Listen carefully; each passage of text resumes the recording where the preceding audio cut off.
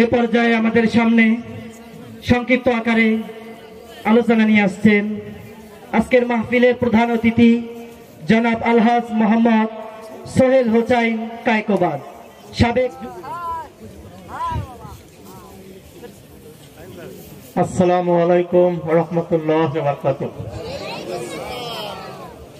ডাকুয়াপাড়া যুব সমাজের উদ্যোগে নুরানি ও হাফিজিয়া মাদ্রাসার উদ্বোধন উপলক্ষে তাফসীরুল কোরআন মাহফিলের আমাদের মাঝে উপস্থিত আছেন আজকের এই তাফসীরুল কোরআন মাহফিলের প্রধান মেহমান,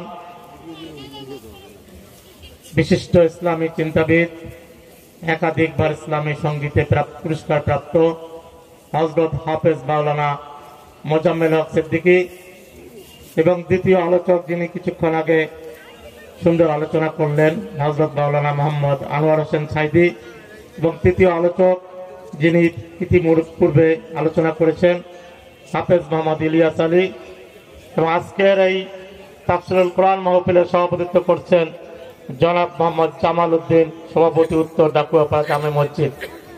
আজকে যুব সমাজের উদ্যোগে আজকে এই হাফিজিয়া মাদ্রাসা উদ্বোধন উপলক্ষে তাফসীরুল কোরআন মাহফিল, আমি ধন্যবাদ জানাই। যে সময় যুবকরা বিপদগামী, সেই সময় আপনাদের এলাকার সন্তানেরা, যুবকরা একটি মাদ্রাসার উদ্বোধন করার উপলক্ষে আজকের তাফসীরুল কোরআন মাহফিল আয়োজন করেছেন। তাদের জন্য আপনারা সবাই দোয়া করবেন এবং তাদেরকে আমি ধন্যবাদ জানাই আমাকে এখানে আমন্ত্রণ করার জন্য।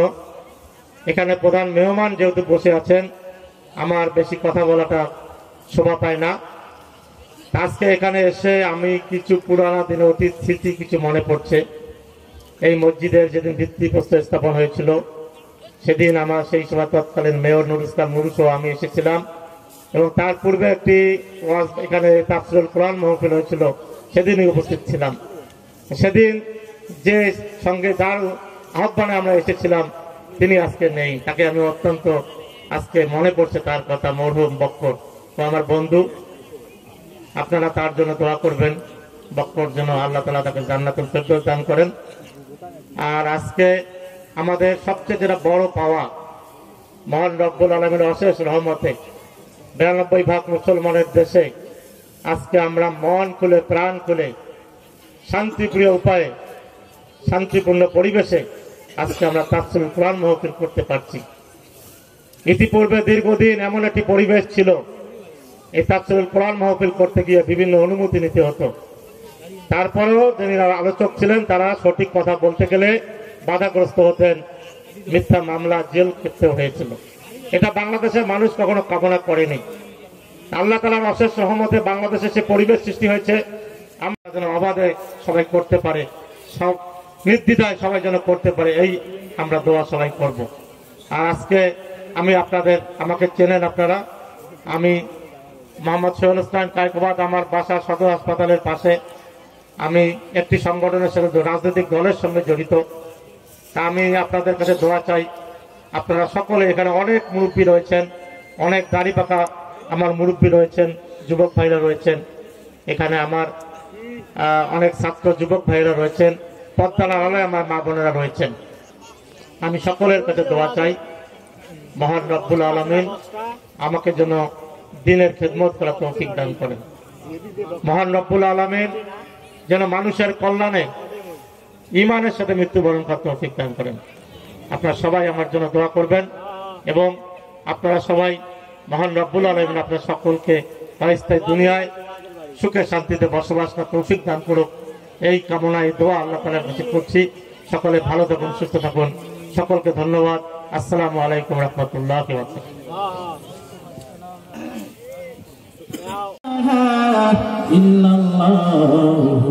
মুহাম্মাদুর রাসূলুল্লাহ। হাজার ব্যথা বেদনার পরে ফিরে আসনি তুমি আপন ঘরে, দিনের আলো তুমি ছড়িয়ে চলে গেলে মদিনায় মক্কা ছেড়ে, হে রাসূল রাসূল তোমাকে ভুলি আমি কেমন করে হে রাসূল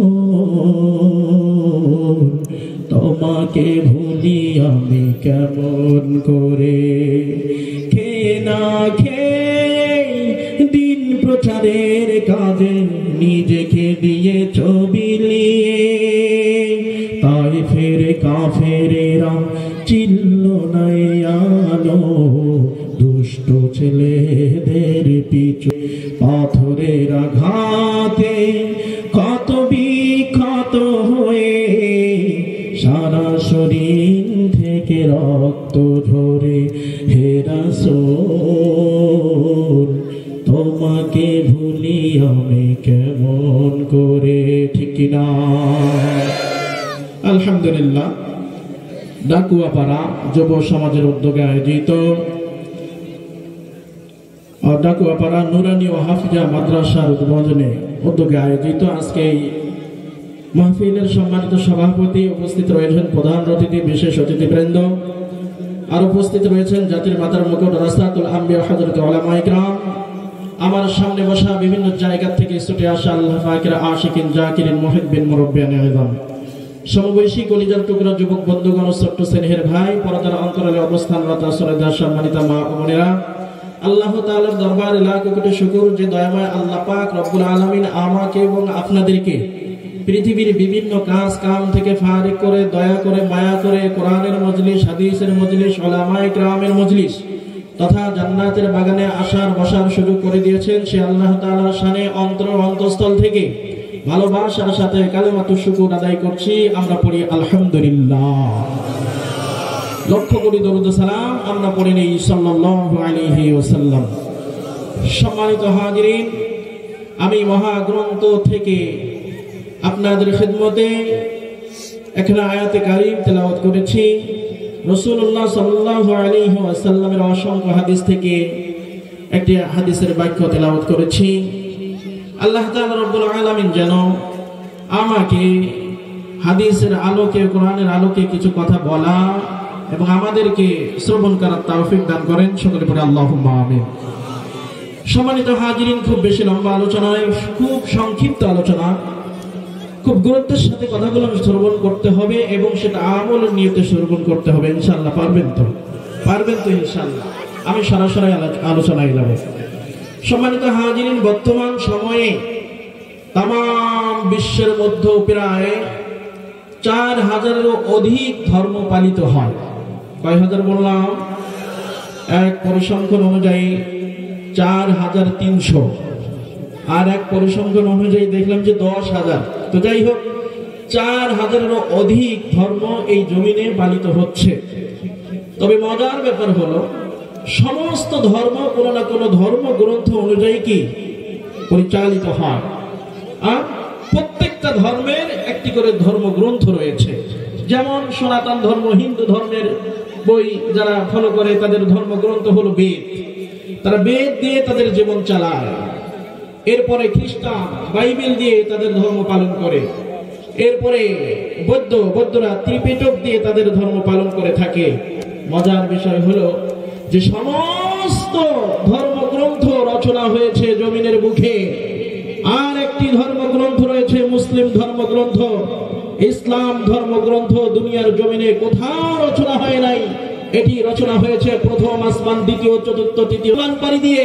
সিদরাতুল মুনতাহা পাড়ি দিয়ে আল্লাহ পাকের আরশে ইসলাম ধর্মের ধর্মগ্রন্থ রচনা হয়েছে বলুন আল্লাহু আকবার সম্মানিত হাজিরিন এই 4000 বলেন 10,000 বলেন সমস্ত ধর্মগ্রন্থ দিয়ে এই ধর্ম চলে সমস্ত ধর্মগ্রন্থ এটা মানব রচিত কিন্তু একটি মাত্র ধর্মগ্রন্থ এটা মানব রচিত নয় এটা হলো মহান রব্বুল আলামিন রচিত কথা বলেন ঠিক কি না সম্মানিত হাজিরিন আমরা মুসলিম হয়েছি আমাদের কার্যকলাপ আমাদের ধর্মই তো হলো ইসলাম শান্তির ধর্ম আল্লাহ পাক রব্বুল আলামিন বলেন দুনিয়ার মানুষ পৃথিবীতে হাজার হাজার ধর্ম থাকতে পারে কিন্তু আমি আল্লাহ পাক তোমাদের যেহেতু সৃষ্টিকর্তা আমি আল্লাহ পাক একটি ধর্ম তোমাদের জন্য নিয়োগ করেছি সেটা অন্য কোনো ধর্ম নয় ইন্নাদ দীনা ইনদাল্লাহিল ইসলাম আল্লাহ পাক রব্বুল আলামিন মুসলিম উম্মাহকে ডাক দিয়ে বলেন, হে দুনিয়ার মানুষ, তোমাদের জন্য আমি আল্লাহ পাক একটি ধর্মগ্রন্থ পাঠাইলাম। সেই ধর্মগ্রন্থটা আমি আল্লাহ পাক এত মহান রূপে বানিয়েছি, এর বিশালতা, এর গভীরতা আমি আল্লাহ পাক এত বৃদ্ধি করে দিয়েছি। তাম দুনিয়ার মধ্যে আমি আল্লাহ পাকের পক্ষ থেকে যতগুলো কিতাব আমি আল্লাহ পাক পাঠাইছি, মানব রচিত নয়। আল্লাহ পাক রব্বুল আলামিন এই ধরাধামে হিসাবে বর্ণনায় পাওয়া যায় যে 104 খানা কিতাব আল্লাহ পাক নাজিল করেছেন। আল্লাহ পাক রব্বুল আলামিন বলেন, দুনিয়ার মানুষ, এই সমস্ত কিতাবগুলোকে আমি আল্লাহ পাক সার নির্যাস বানিয়ে আমি আল্লাহ পাক মহাগ্রন্থ কুরআনুল কারীমের মধ্যে ঢুকাইয়া দিলাম। কোন মানুষ যদি কুরআনুল কারীমের উপরে আমল করে চলে, তাহলে সমস্ত কিতাবের উপর আমল করার সওয়াব আমি আল্লাহ পাক তার আমলনামায় উঠাইয়া দেব। বলুন সুবহানাল্লাহ। সম্মানিত হাজিরিন, আর বেশি আলোচনা নয়, আসুন দেখি আমাদের ধর্মগ্রন্থ আল্লাহ পাক রব্বুল আলামিন কি রূপে বানাইলেন। আল্লাহ পাক রব্বুল আলামিন এই মহাগ্রন্থ কুরআনুল কারীম 29টি অক্ষর দিয়ে সাজাইছেন। কয়টি অক্ষর জোরে বলেন? 29টি অক্ষর দিয়ে আল্লাহ পাক কুরআনুল কারীম সাজিয়েছেন। 29টি অক্ষর দিয়ে একটি নয়, দুইটি নয়, আল্লাহ পাক রব্বুল আলামিন 114টি সূরা সুন্দরভাবে সাজিয়ে দিয়েছেন। কথা বলেন ঠিক কি না? তাহলে এই মহাগ্রন্থ কুরআনুল কারীমের সূরা সংখ্যা কতটি? 114টি। 114টির মধ্যে সর্ববৃহত্তম সূরা হলো সূরা বাকারা। কথা বলেন ঠিক কি না? সর্বক্ষুদ্রতম সূরা হলো সূরা কাউসার। আল্লাহ পাক রব্বুল আলামিন 113টি সূরা আল্লাহ পাক রব্বুল আলামিন একত্রে করে আল্লাহ পাক কুরআনুল কারীমের প্রথম সূরা সূরা ফাতিহার মধ্যে ঢুকাইয়া দিয়েছেন। বলুন সুবহানাল্লাহ। সূরা ফাতিহা হলো গোটা কুরআনুল কারীমের একটি শিরোনাম। যেমন আমরা টিভিতে যখন আমরা খবর দেখি, 30 সেকেন্ডের মধ্যে পুরো খবরে কি আছে হেডলাইনে বলে দেওয়া হয়। কথা বলেন ঠিক কি না?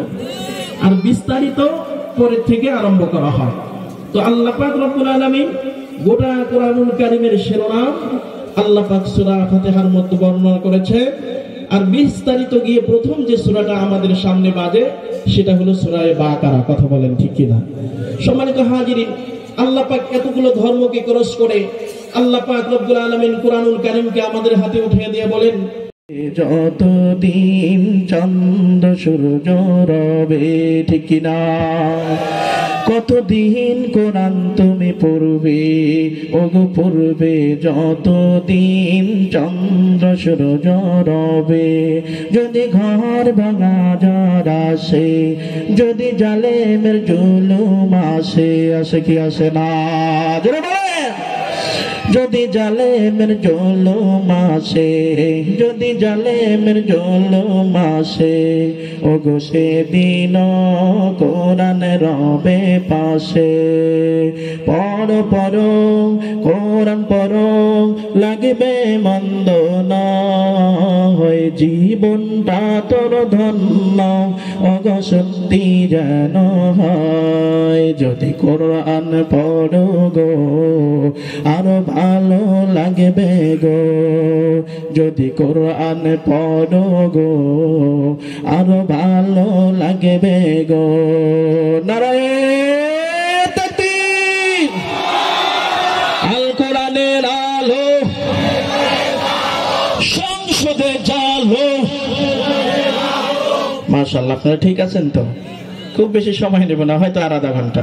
ইনশাআল্লাহ ধৈর্য সহকারে এই পর্যন্ত বসে থাক, যেরকম ছিলেন এরকম শেষ পর্যন্ত থাকবেন তো ইনশাআল্লাহ। আসেন, এই কুরআনুল কারীম কিয়ামতের ময়দানে, হাসরের ময়দানে শেষ নবীর উম্মতকে কতটা ফায়দা দেয়। ওদের বাড়ি ঘর আল্লাহ ডাক দিয়ে বলেন, বান্দা লৌহে মাহফুজ কোথায় তোমরা কি জানো? আমি আল্লাহ পাকের আরশের ডান পাশে একটা জায়গা নির্ধারণ করলাম।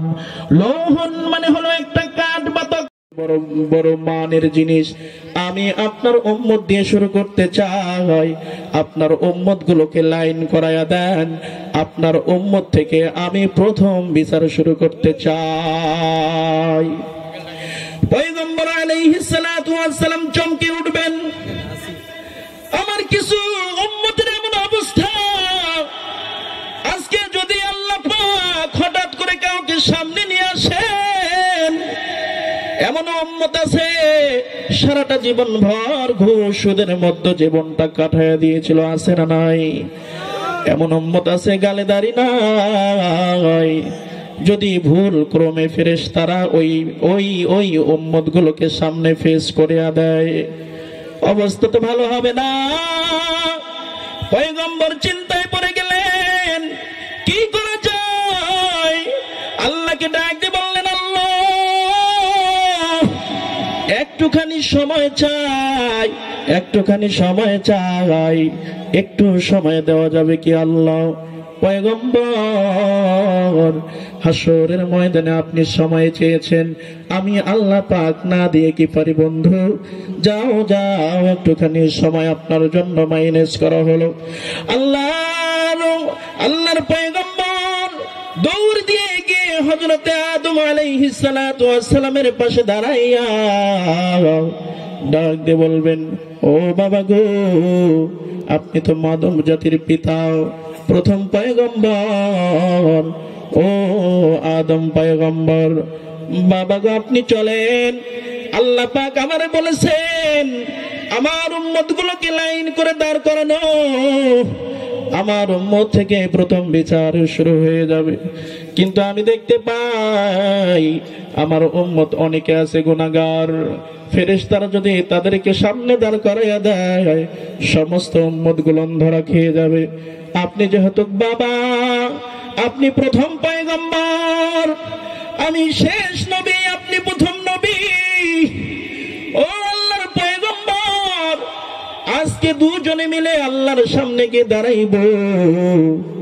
আপনি বলবেন, আল্লাহ আমার সন্তানগুলো অনেক গুনাহ করে দুনিয়ার বুক থেকে এসেছে, আল্লাহ মাফ করিয়া দেন। পয়গম্বর ডাক দিয়ে বলেন, ও প্রথম পয়গম্বর বাবা আদম, আল্লাহ পাক যদি আপনার এই কথা কবুল না করেন, গ্রহণ না করেন, তখন আমি বলবো, আল্লাহ আমি ছিলাম সবশেষ পয়গম্বর, আমি হইলাম রাহমাতাল লিল আলামিন। আপনি বলেছেন আল্লাহ, আল্লাহ গো মেহেরবানি করে আপনি আমার উম্মতকে মাফ করিয়া দেন, এই কথা বলবো। আল্লাহর পয়গম্বর আদম ডাক দিয়ে বলেন, হে মুহাম্মদ, তুমি প্রস্তাব রেখেছ, অত্যন্ত দামি প্রস্তাব, আজকে হাসরবাসীর জন্য কল্যাণময় একটা প্রস্তাব নিয়ে এসেছো, কিন্তু মাফ করে দাও গো পয়গম্বর, আমি আজকে আল্লাহর সামনে দাঁড়াইয়া কোনো একটা কথা বলার সাহস আমি পাই না। কারণ হলো আল্লাহ পাক একটা নিষিদ্ধ ফল খাইতে নিষেধ করেছিলেন, আমি খেয়ে অপরাধ করেছি, আমাকে খুব লজ্জা হয়, আল্লাহর সামনে দাঁড়ানোর ক্ষমতা আমার নাই, সাহস শক্তি নাই। মুহাম্মদ চলে যাও। আল্লাহর পয়গম্বর আর কোনো পথ পাইল না, সঙ্গে সঙ্গে সিজদায় পড়ে যাবে, আল্লাহকে ডাক দিয়ে বলবে, আল্লাহ আমার উম্মত গুলো অনেক পাপ করে এসেছে গো আল্লাহ।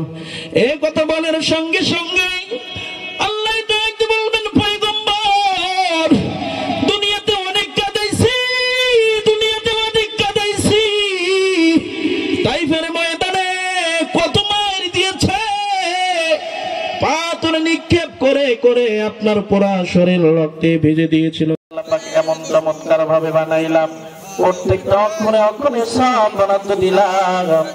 আমি আল্লাহ পাক এই কোরআনুল কারীমকে যেমন জামে মানে বানাইলাম, বান্দারে মনে রাখবা, কোরআনুল কারীমকে যদি তুমি বন্ধু বানাইতে পারো, এই কোরআনুল কারীম তোমাকে জান্নাত পর্যন্ত পৌঁছায় দিবে। বলুন সুবহানাল্লাহ।